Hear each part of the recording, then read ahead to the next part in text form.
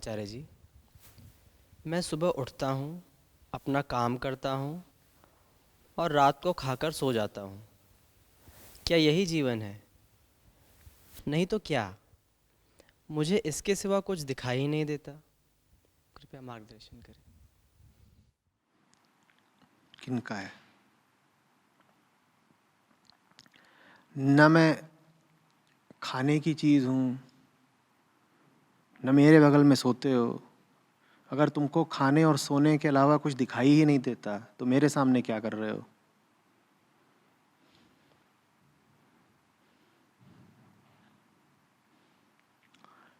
तुम्हारे मुताबिक तुम्हारी ज़िंदगी में दो ही चीज़ें हैं, खाना और सोना। अगर तुम्हारी ज़िंदगी में यही दो चीज़ें हैं तो मैं क्या हूँ?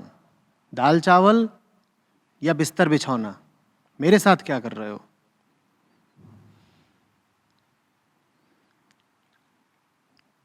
भाई तुम इन्हीं दो जगहों पर पाए जाते हो, खाते हो, सोते हो और काम करते हो। न मेरा रिश्ता तुम्हारे काम से है, न मैं तुम्हारी थाली कटोरी हूं, न मैं तुम्हारी चादर तकिया हूं। तो यहां क्या कर रहे हो?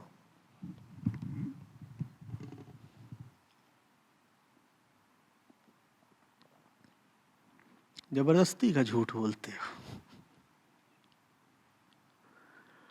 कि साहब मेरी जिंदगी में तो काम के अलावा और खाने के अलावा और सोने के अलावा कुछ है ही नहीं। इन तीनों के अलावा तुम्हारी जिंदगी में एक इतना बड़ा छेद है, एक खोखलापन, एक वीराना, सन्नाटा। और उसी को भरने के लिए, उसी के दुख से प्रेरित होकर तुम यहां अभी आए हो सामने मेरे। उसकी बात क्यों नहीं कर रहे? अपने प्रश्न को ही देख लो ना। तुमने कहा काम है, खाना है, सोना है। आचार्य जी इसके अलावा भी कुछ है क्या, या यही है? तो इन तीन के अलावा क्या है तुम्हारे पास? एक सवाल। देख नहीं रहे हो? सवाल को देखो अपने। आचार्य जी काम, खाना, सोना, इनके अलावा भी कुछ है क्या आचार्य जी, या जीवन इतना ही है? तो इन तीन के अलावा क्या है? एक सवाल। उसी सवाल का नाम है खोखलापन। जीवन नहीं है, यक्ष प्रश्न है। ये तो हो गई, क्योंकि ये जो तीन तुमने बातें बताई, इनसे दिल भरता है किसी का? काम किया, खाए, सो गए। इन तीन के अलावा बहुत कुछ है जो खाली रह जाता है, पर कहोगे भी नहीं कि जिंदगी खाली है। कहोगे भी नहीं कि ये सब कुछ चल रहा होता है बाहर बाहर, और भीतर भीतर तो रो रहे होते हैं। उसका नाम नहीं लिया, कह दिया जीवन में यही तीन चीजें हैं। नहीं बाबा, इन तीन के अलावा भी तुम्हारे पास बहुत कुछ है। सूनापन है, बेचैनी है, तन्हाई है, तड़प है, उजाड़ है। उसका नाम क्यों नहीं लेते?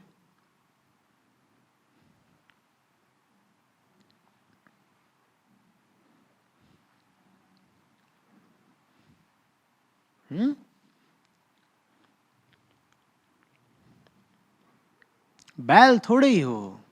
ये तो जिंदगी किसकी होती है? बैल की। वो काम करता है, खाता है, सोता है, फिर उठता है तो वो फिर काम करता है, खाता है, सोता है। बैल हो तुम। बैल होते तो कोई दिक्कत ही नहीं थी, क्योंकि बैलों को इस जिंदगी से बहुत समस्या नहीं होती।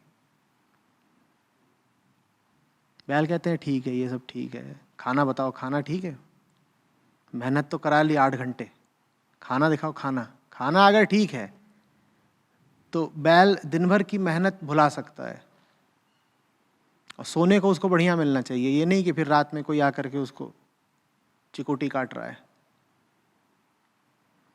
खाएगा और बिल्कुल तबीयत से सोएगा। बैल हो,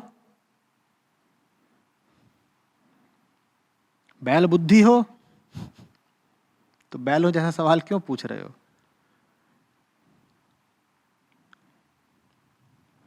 आदमी इसलिए होता है कि काम करे, खाए, सो जाए। हाँ, मैं समझता हूं कि अधिकांश उदाहरण जो अपने आसपास देखते हो वो ऐसे ही हैं। उनकी पूरी जिंदगी ऐसे ही बीत रही है, ऐसे ही बीती है। और बहुत ऐसे हैं जो 60 साल 80 साल ऐसे ही जिंदगी बिता के मर भी गए। वो क्या करते हैं? कुल काम करते हैं, खाते हैं, सोते हैं। इसमें थोड़ा जोड़ दो, थोड़ा घटा दो, वो कुछ इसके अलावा अपने ही जैसे पैदा भी कर देते हैं। ये अतिरिक्त काम हुआ। और कई बार अगर वो घूसखोर बेईमान किस्म के हुए तो वो बिना काम करे ही खाते हैं और सोते हैं। तो वो जो मूल कहानी है उसके थोड़े बहुत वेरिएशंस होते रहते हैं, लेकिन मूल कहानी अपनी जगह टिकी रहती है। क्या? खाना, काम करना, सोना। तो दुनिया भर में ऐसे ही लोगों को देख रहे हो जो यही करते हैं, तो तुमको लगा मुझे भी ऐसे ही जीना चाहिए, वैसे ही जीने लग गए। अब वैसे ही जी रहे हो तो मुंह उतरा रहता है। तो आगे कह रहे हो आचार्य जी यही है सब कुछ, खुद ही जानते हो क्या है क्या नहीं है, मुझसे क्यों पूछ रहे हो? तुम आनंद में हो, फिर मैं बोल भी दूं हाँ ऐसा ही है सब कुछ, यही तो करना होता है, दबा के काम करो, पेल के खाओ, गधे घोड़े बेच के सो जाओ, तो तृप्ति हो जाएगी तुमको। हाँ, मैंने तुम्हें अपनी ओर से भी दे दी सहमति, यही करो। तो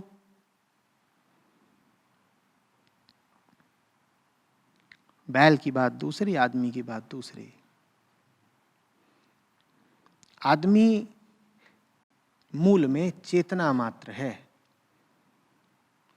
और वो चेतना चाहो तो कह लो ऊर्ध्वगमन मांगती है, उठना मांगती है, फैलाव मांगती है, और चाहे तो ये कह लो कि वो चेतना विलुप्त मांगती है, मिटना मांगती है।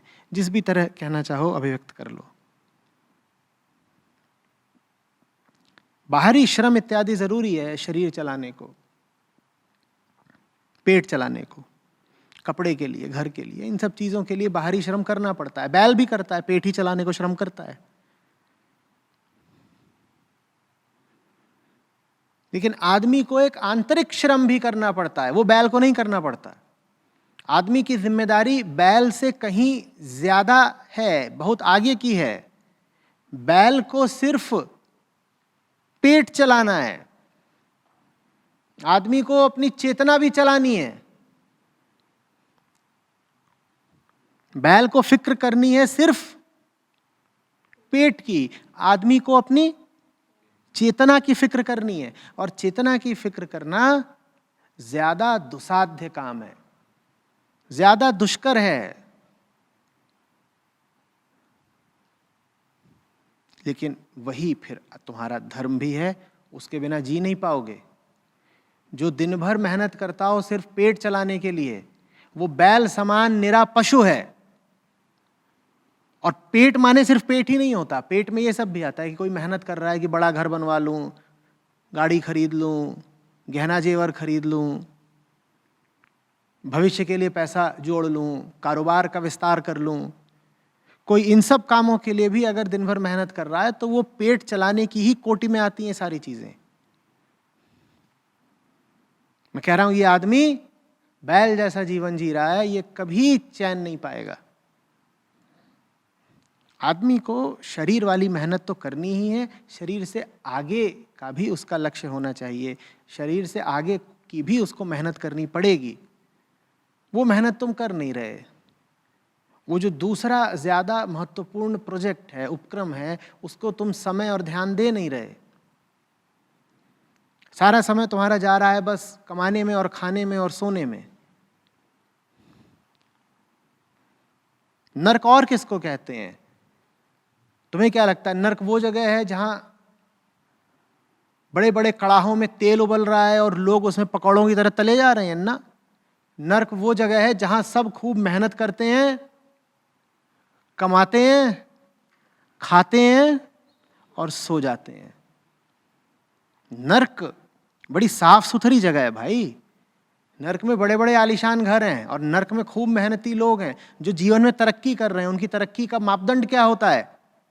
एक गाड़ी और खरीद ली, एक फैक्ट्री और डाल ली, एक शादी और कर ली, ये उनकी तरक्की होती है। नर्क की वो छवि मत रखना कि नर्क में यमदूत घूम रहे होते हैं जो तुमको पांव पकड़ के उठा देते हैं और तुम्हारी मुंडी किसी गंदी नाली में डाल देते हैं, कहते हैं अब सांस लो वहीं पर। नर्क में ये सब होता ही नहीं। नर्क तो किसी बड़े शहर की पॉश कॉलोनी जैसा होता है जहां सब लोग खूब मेहनत करते हैं, कमाते हैं, खाते हैं और सो जाते हैं। ये नर्क है।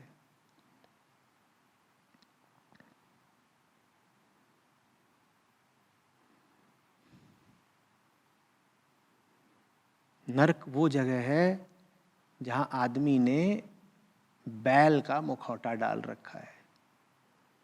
जहां आदमी बैल बना घूमता है उस जगह को कहते हैं नर्क।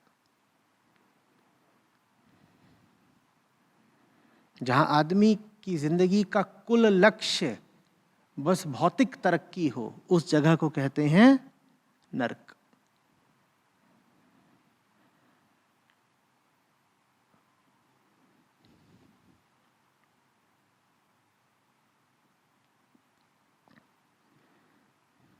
देखो कि जीवन की मूलभूत आवश्यकताओं के लिए तुमको कितना चाहिए। कम से कम समय में अपनी मूलभूत आवश्यकताएं पूरी करो और अपना बाकी समय, ध्यान और संसाधन किसी ऊंचे लक्ष्य में लगाओ। अपने छोटे स्वार्थों से आगे के किसी लक्ष्य में अपना समय लगाओ, अपने संसाधन लगाओ, तब इंसान कहलाओगे।